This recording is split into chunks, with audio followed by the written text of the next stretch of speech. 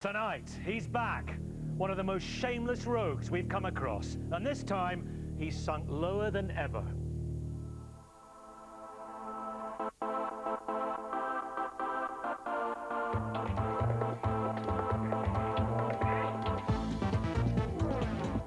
As one energy company finally cuts its prices, how much money could you save switching between the rest?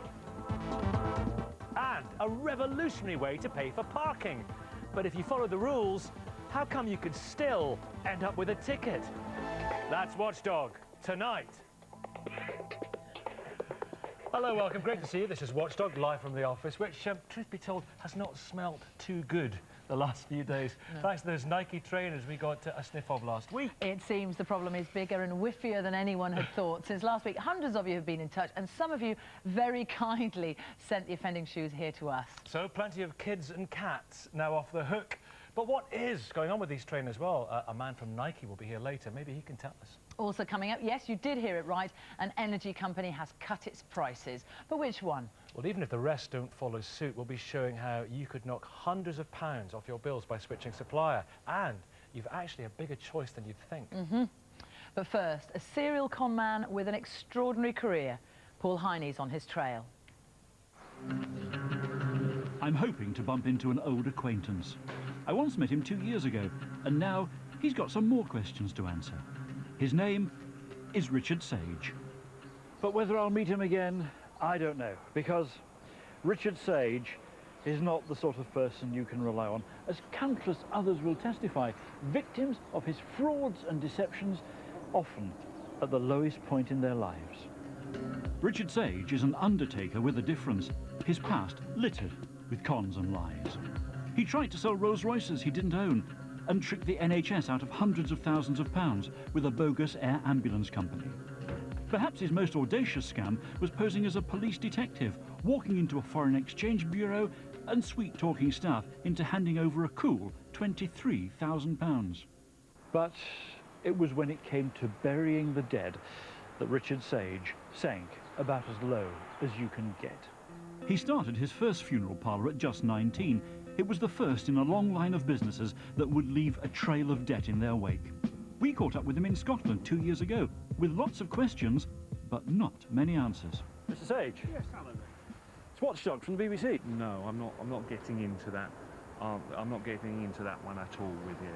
You'd have thought that by now his funeral business would have been laid to rest. But it seems Richard Sage knows only one way of doing business.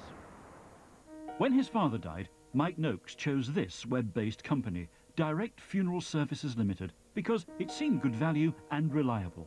But then he knew nothing about the man behind it. I contacted them and spoke to Richard Sage, and he came across as a guy, a professional guy, that will take on the job and give me no stress, no anxiety, no pain, which I'd had plenty of with Dad dying. He put me at ease, he really did.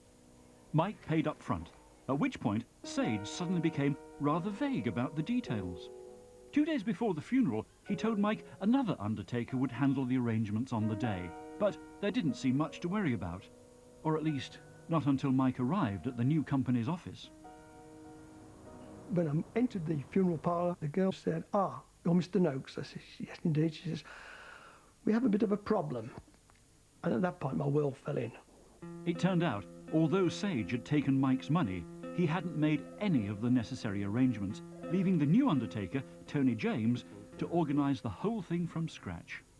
Richard Sage hadn't done any paperwork, he hadn't contacted the crematorium, he hadn't ordered any flowers, and he hadn't even ordered a minister. So we ended up having to basically sort the whole funeral for the Noakes family so that they weren't let down and disappointed. Thanks to Tony, Mike's father was laid to rest. But how did Sage repay Tony's hard work? By not passing on the money Mike had paid. That's how. We've had a string of excuses from, oh, we've had some bounced checks, or we haven't been paid, or I've been ill, I've been in hospital. Basically any conceivable excuse you can come up with not to pay.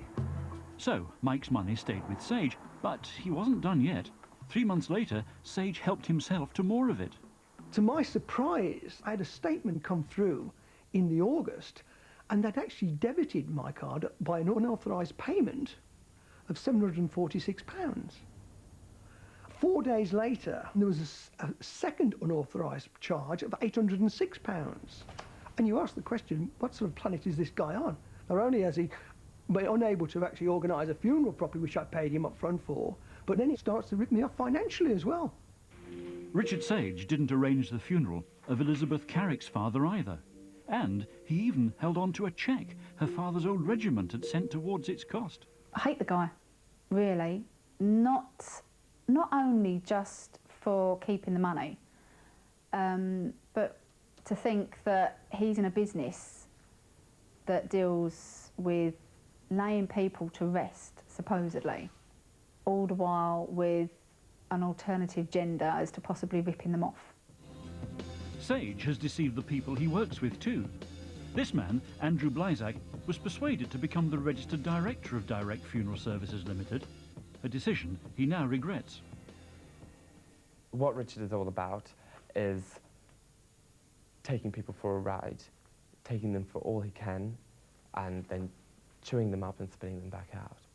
The questions are beginning to stack up for Richard Sage. Now, he said he would meet me in West London to answer them, but he never showed up, which is why I have come somewhat further afield. And where exactly am I? Well, the clue is in Mike Noakes' bank statements. I paid upfront to Direct Funeral Services, who I thought were based in England, and yet the statement that came through was Spain. Yes, this is where Sage is operating from Spain, on the Costa del Sol. And there's no mention of that on his website. This is Sage's latest business, St. Christopher's Funeral Home, based in Spain, offering traditional funerals to Brits abroad. Of course, you wouldn't know there was any link with Direct Funeral Services Limited, but it's this company that somehow ended up with Mike Noakes' money. And it's run from Sage's rented villa, high in the Malaga Hills. Well, this is Richard Sage's luxury villa. Very nice too. And there are signs of life. Do you speak English? Yeah, I just clean a swimming pool. Oh, you clean a swimming pool. Oh, you are in. He's not in, is he? Well, obviously not, no. No signs of life round the back? Currently sure. He owes me some money, that's why I'm here to get it. Oh, he owes you some money, does he? Yeah. Does he owe you a lot of money? You know something I don't you? One more man to whom Richard Sage owes some money.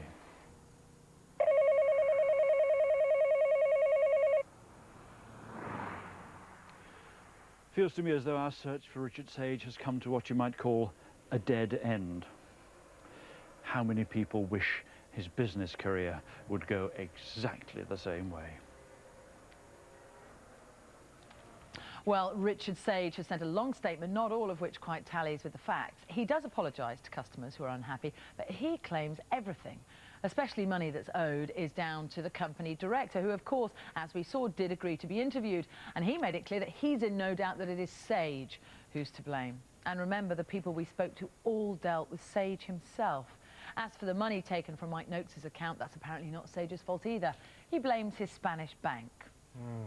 Mr. Sage also tells us he's a changed man, and that this year he's personally organised 350 funerals to customers' full satisfaction. He also says, and get this, he put his heart and soul into helping people at their time of need, which, of all the things he's told us, is quite the most incredible. Next, if you're fed up fumbling for change at the parking meter, could this be the answer? It is the future of parking. No need for digging between the seats looking for change, no need for rushing out and feeding the meter. In fact, no need for meters at all, because all you need is a mobile phone and a bank card. It's called Pay by Phone Parking. You simply text or phone in your location and how long you want to stay, then pay using your bank card. Easy. It's already up and running in car parks in cities like Salisbury, Birmingham, Manchester and York, and it could be coming your way soon. London's Westminster Council was the first to try the system out on the streets, and it's been running here for 2 years. So why does something that sounds such a good idea drive some of you mad. Well, to use the system, you first have to register, which can be a bit of a faff. They say they've made that easier, and even I got there in the end, so that should mean hassle-free parking. But for some of you, it's been anything but. Lisa Cooper's family business is registered to pay by phone, so when her mum nipped out to the shops, it should have been simple. Mum came up, she parked as she normally does, phoned them as normal, went through all the options. She got a confirmation text, thank you for paying your parking. Your time runs out She got a confirmation? She got the confirmation text. There we are. Yep, and she comes back to the car and she's got a ticket. So she did it by the book and then Yes. they threw the book at her? Yes. Lisa appealed the £40 fine, but even though she had the confirmation text, the council said they had no record her mum had paid to park. Only when she sent the bank statement to prove it did they finally back down. Ultimately, Yep. eventually, after a whole heap of hassle, Yep, they revoked it. yes, What an effort. yep. Waste of time. Waste of my time. Alfie Jones is still wasting time, fighting the fine he was given when his text parking went wrong. I bought my ticket, paid by text, waiting for the confirmation. And you weren't alone because you had Jasmine with you, Yeah, didn't I you? had Jasmine. Here's Jasmine, who's diabetic, so she doesn't see very well. And hello, Jasmine. So anyways, you went back to look after Jasmine. What happened? There was a ticket on the car. Oh. I phoned up the Westminster Council parking line. She said, oh, all you need to do is go back home and then appeal against that and they'll just write it off. Did they? No, they didn't. Did you feel like setting Jasmine on them? Yeah, I did actually. Yeah. They came back to me with a letter and said, look, you know, this is, you were parked without displaying a ticket. You didn't need a So they ticket. didn't need a ticket. You've done it by text. So I wrote back again and said, look, I've got a ticket, I bought a ticket via text. What do you want me to do, leave the phone on the dashboard? If it's like that, it's absolutely hopeless. I mean, it's totally ridiculous. Tony Brennan would agree. He booked a parking space for 2 hours, starting at 4:34 p.m. precisely. But his text confirmation didn't come through. When he returned to his car an hour later, he was horrified to find a ticket on his windscreen. It was only then that his text arrived, but it wasn't quite right. The receipt firstly said that it was for 10:30 in the morning, and it gave me a wrong location as well. Completely wrong? Completely wrong. Just tried phoning up to, you know, state my claim, you know, that it was wrong, got nowhere. What would you say to Westminster Council? Well, just to say your system's flawed. It's as simple as that. It doesn't work. Well, the system does work, sort of. It had booked Tony a parking space just a bit west of Westminster. In fact, nearly 5,000 miles west, in Seattle, USA. Turns out they have a similar system run by the same company who operate in Westminster, so even though Tony clearly wasn't in Seattle, he ended up booking a parking space there. Absurd as that is, the council wouldn't cancel his fine. Do you know what? I like the idea of this new system, but like all new ideas, there are a few teething problems. You know, I mean, however impressive the technology, if you end up with a parking ticket when you know you shouldn't, is the new system that much of an improvement? Well, with us is Alistair Gilchrist, who runs Westminster Council's pay-by-phone parking scheme. Alistair Gilchrist, evening. It won't just be little Jasmine there. A lot of people will be goggle-eyed in disbelief at these cases. Well, the fact is, we've introduced a system which has benefited a lot of people. We've had 5 million transactions run through the system, 500,000 customers are using it, and we get a very low level of complaints. And the real fact, Nick, is we issue less tickets now on this system than we ever did with the old one. But we make mistakes. And I think in these cases, I mean, let me apologise to the 3 customers, and we do treat people as customers, believe you me. Because I think that the lady was right. You know, this sort of mistakes, they don't benefit anyone. They were treated like liars. I wouldn't say that. I would say that we've made some procedural errors, some pretty basic procedural errors. And in fact, you know, as far as Jasmine's concerned... This is, Alistair, this is just the bullshit face of bureaucracy. They were treated like liars. Lisa had to send her bank statement. I spent time with these people. They were decent people who were trying to do the best thing. Alfie there, you couldn't meet a nicer, sweeter guy. Sure. You just wouldn't believe him. Yeah. No, I mean, I was pretty upset to go through the cases and see what had happened, because in all of them we've made more than one mistake. In fact, I'm thinking of lending some of our parking attendants the goggles from Gentlemen. I think that might help. But if you can get if one digit can land you with a parking space in Seattle, which shows how easy it is to make a mistake, shouldn't you be giving people the benefit of the doubt? Well, we do in a lot of cases, and in that particular case, yeah, we've got a system where it's set up. Part of it is used in the States. We're unwinding all of that. I mean, the system has been used a lot, and we've been piloting it in Westminster for 2 years, but really... Work in progress. Yeah, it will spread out across the whole of the UK, so we're just trying to make it new better. technology, get some good old-fashioned customer service. Thanks for coming in, Thanks, Nicky. Next, we've done a test that you can try at home, and if you do try it, you could end up hundreds of pounds better off. Berry Hill in Gloucestershire, and time for the Stally family to wake up.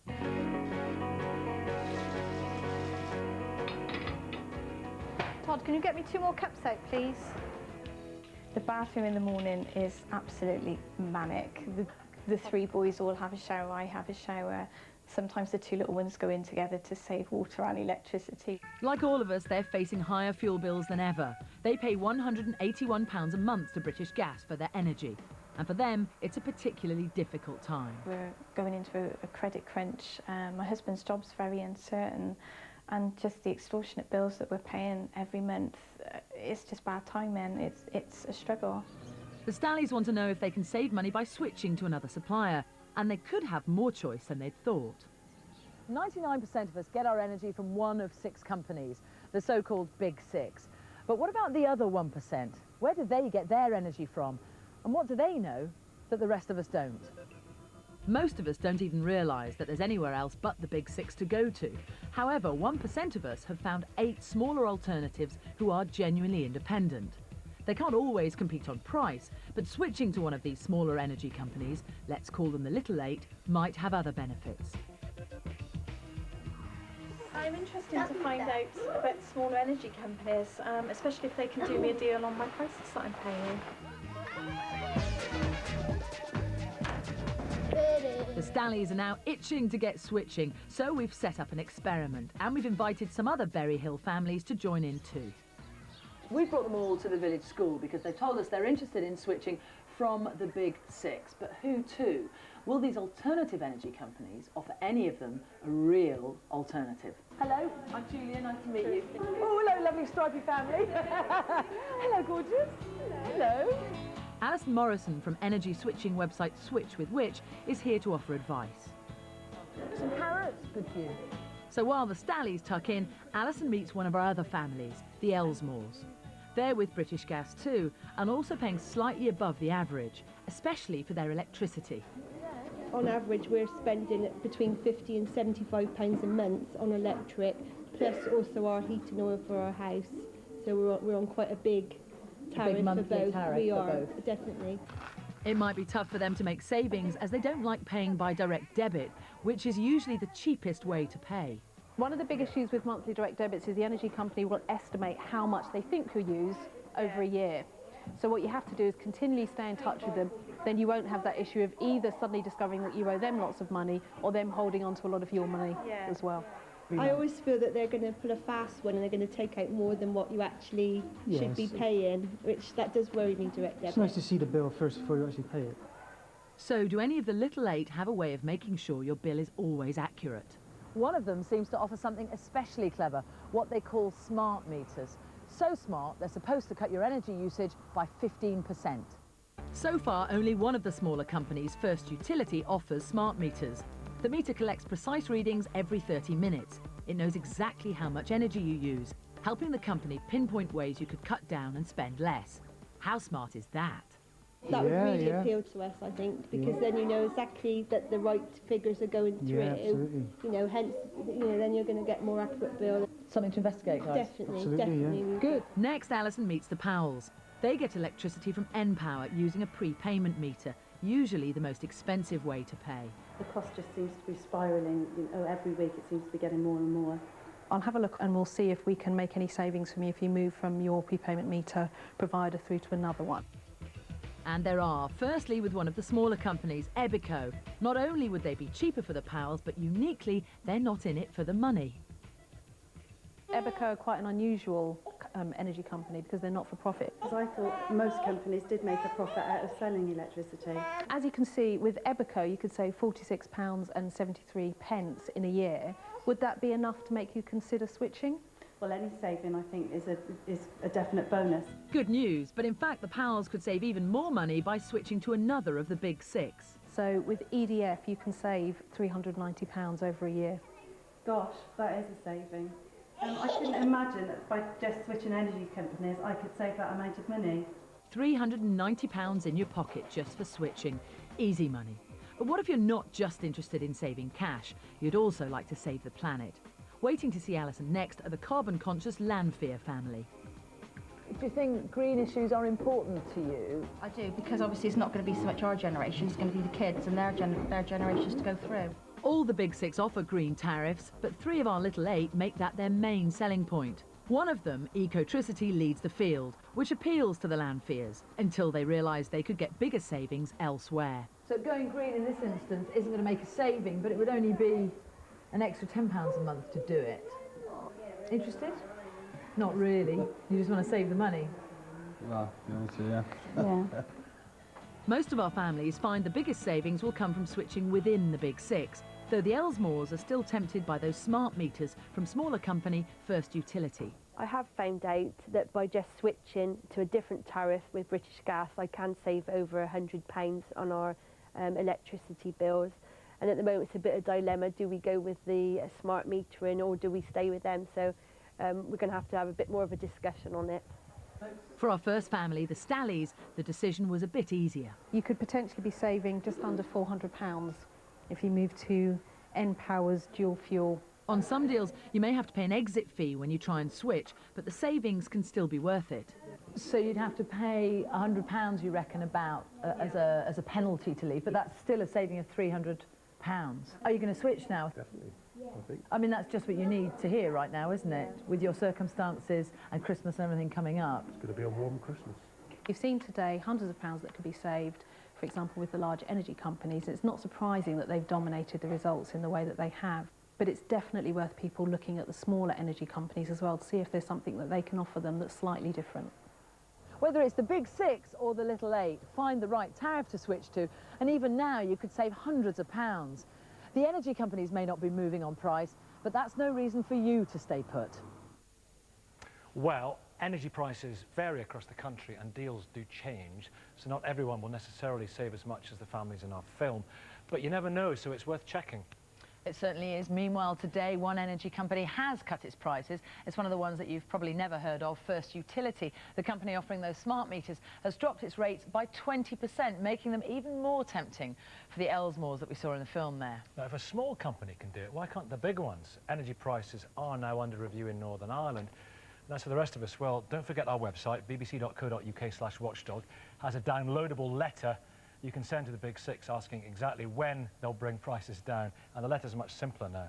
Also on the website you'll find more information on how you can switch supplier and on the situation in Northern Ireland, which is slightly different as well. Next it's, oh yes, it's that smell again.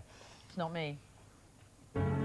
It's pretty harsh when you get the blame for something you haven't done. Good job we stepped in, hey? I got accused of keeping the cat in the room because it smelled like cat wee. The smell of cat wee was nothing to do with cats or feet. It was just down to trainers, like these. Now, Nike told us that the problem was limited to a very small number of stinky shoes. But we knew we'd got a whiff of something much bigger when hundreds of you got in touch to say your new shoes were stinking too. It's the materials used in some Nike T90s and Mercurials that's causing the smell. At Barnwell School in Hertfordshire, Mrs. Brace is sick of her science class moaning about it. And for her, there's no escape. My own children have Nike 90s themselves, so we have the smell at home and occasionally in the car as well. And there doesn't seem to be much any of you can do to get rid of the stink. Our boots really smell and we've tried lots of different ways to get rid of the smell. We've tried tea bags, lavender, washing, talcum powder and putting tumble dryer sheets in them, and none of them have worked. So what have you done with all your stinking shoes? Well, some of you have been sending them in to us. Thanks. The Watchdog office has been overwhelmed with stinky Nikes that you've sent in to us. And we've been all over the place collecting them from you too. Here you go, you smell them. Hi, mine stink too. Here. They're disgusting. Whoa. Talk about turning into a big sting. Over 200 I know, people amazing. with this now. We just thought it was a little story, you know. I know, a little bit of fun. Poor cat's getting the drain. Poor old Kieran. Yeah. His mum was so worried about the problem, she nearly took him to the doctor. She didn't think that such a smell could exist.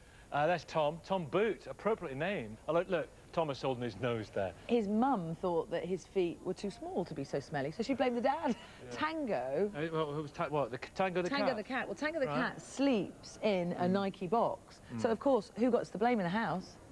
What? Natural. Yeah. Cat pee in the box. Nike have told us they will take trainers back. But dozens of you have asked if they'll still do that if you haven't got the receipt. Right, help me. Open the lid, here we go. So I'm taking your shoes to Nike's flagship store to find out. Are you taking that bin to Nike Town? Yeah, I'm fed up of the smell in our studio. Kick up a stink, Jules. I will. Kick up a stink. You know me. Woohoo! Well, I'm outside Nike Town with a bin full of stinky trainers. Who knows what they're going to say? I'm in, and straight away Nike's PR man Charlie hotfoots it downstairs to see us.